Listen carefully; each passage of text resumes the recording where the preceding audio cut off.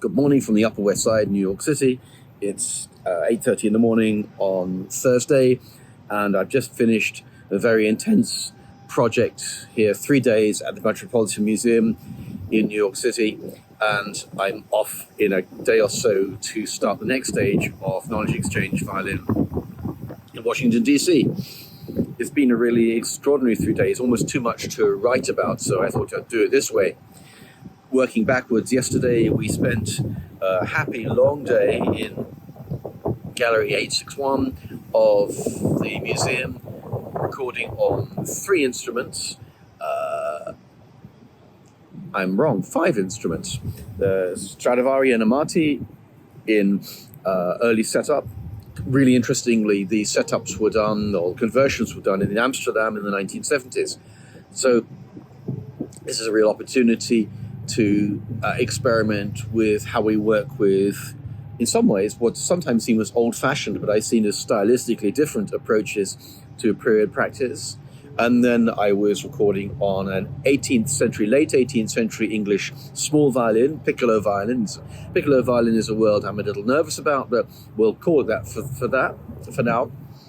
And then the extraordinary 1660 Jacob Steiner viola, a helicopter coming over here, which is really one of the most extraordinary violas I've ever played in my life. My friend Benjamin Sheppard has pointed out that what's interesting about this is 1660s is when, in some ways, Steiner becomes closest to the Cremonese model, and this is one of the most experimental instruments that Steiner seems to have made, with extraordinarily deep ribs, almost a third higher than on whatever a normal viola is. With the result is an amazing sound, incredible range of sound from the darkest to the most brilliant. And the new piece, which Michael Alec Rose had written for this instrument, was enlivened and enlightened in many ways by the instrument. We spent 2 afternoons working with the instrument and the new work running up to it. And this, I'm going to use the word visionary viola, completely changed the nature of what the composer and I expected to do with the piece. It went from a piece which was 3.5 minutes long to a piece which is almost 6 minutes long. And as Michael said to me after recording yesterday, this wasn't entirely to do with length. It was to do with kinds of space and drama which the instrument demands. The real challenge yesterday was always going to be, the thing I started with was working with this Grangino 1700 instrument, this garlanded instrument, which at some point in the last half century was converted, if I can call it that, into a sort of viola d'amore, but naturally without sympathetic strings. So I'm interested in hybrid instruments. I am interested in instruments which, as they all tend to be, aren't really necessarily what they were made to be. And to a degree, instruments where we don't really know what to do with them. So the challenge which we have been facing as a team at the museum over the past few years, when the museum started to talk to me about the instrument before COVID, was, what does this instrument do? And in the course of this summer, I spent time working with the team, particularly with the luthier Gabriela Guadalajara, to face the challenge of how can we make this instrument, not make it work, but how I can understand how we could adjust the instrument to make it sing. And she spent a lot of time this autumn coming up with a bridge for the instrument, and she went through several possibilities. And the bridge she came up with shines a light into this extraordinary instrument.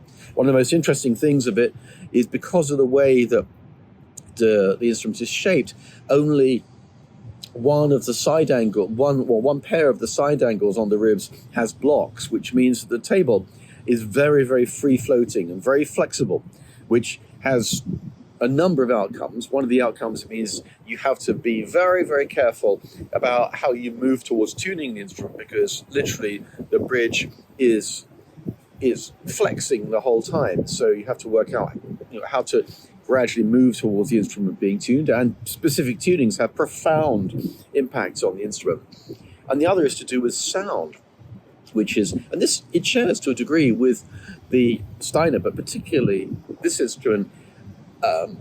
Bradley Strauchan-Shearer, my collaborating curator at the Met, said this is an instrument which has multiple resonances built into it. It is an instrument of acoustic resonances, of colors. There's lights going off in the instrument all the time.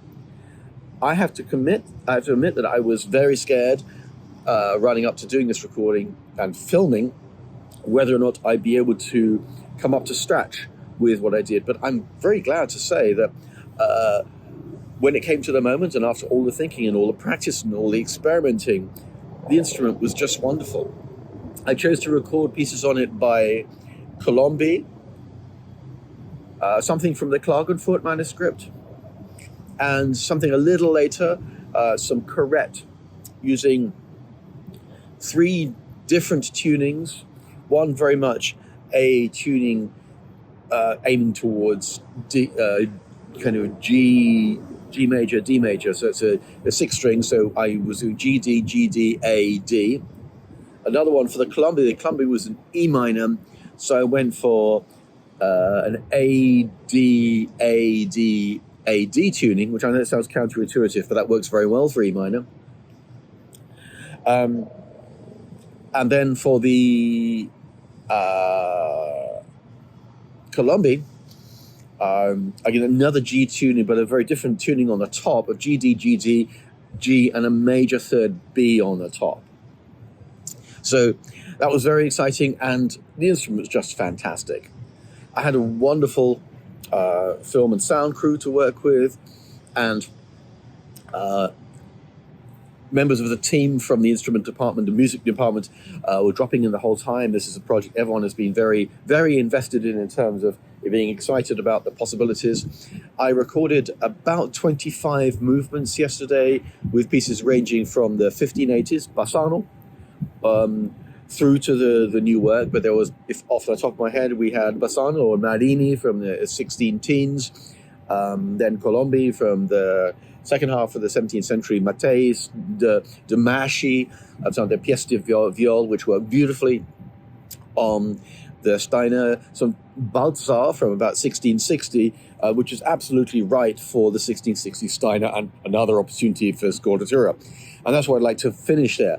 I believe passionately that if you want to understand the range of sounds possible in instruments of the 17th and early 18th century, you have to remember that they were never designed to be only tuned in one way, which means that to begin to hear some of the palettes of opportunities, of possibilities these instruments have, then the thing to do is to make sure that you offer them and you play them with different tunings. So with each instrument, I played each of them with 2 or 3 tunings, to see the different flavors, the different timbres, the different dramas which emerge from each instrument.